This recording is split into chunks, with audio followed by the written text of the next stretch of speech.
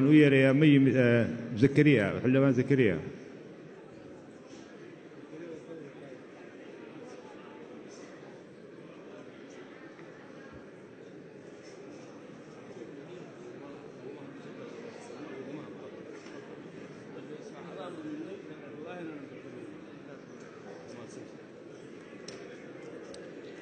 بسم الله الرحمن الرحيم والصلاة والسلام على أشرف المرسلين. السلام عليكم ورحمة الله وبركاته.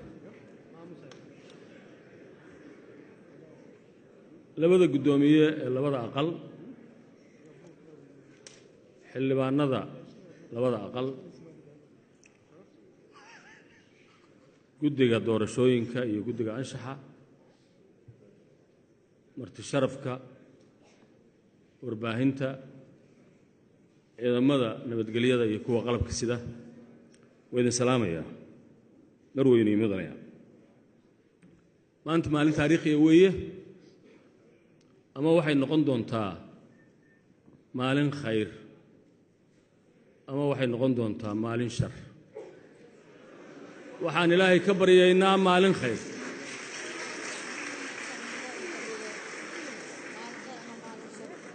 waxaan ilaahay ka baryaynaa maalin khayr laa taqniduu min raxmatillaah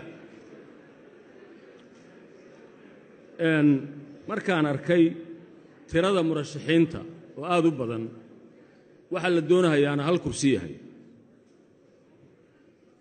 markaan qiyaasay jawiga guud ee doorashada markaan anugu isqiyaasay intaan cod haysto oo aan ku sameeyay statistical data analysis waliba standard deviation keedu uu ka badan yahay 90%.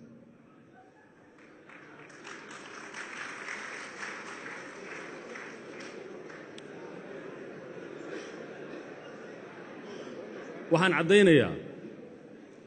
inaan ka tanasulay murashaxnimadaydii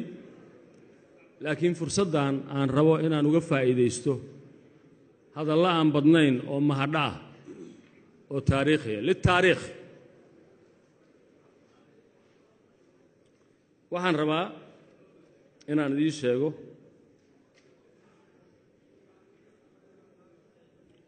horta indhihiinnaan u jeedaayo qof khayr qabaa dooran doontaan oo hoggaana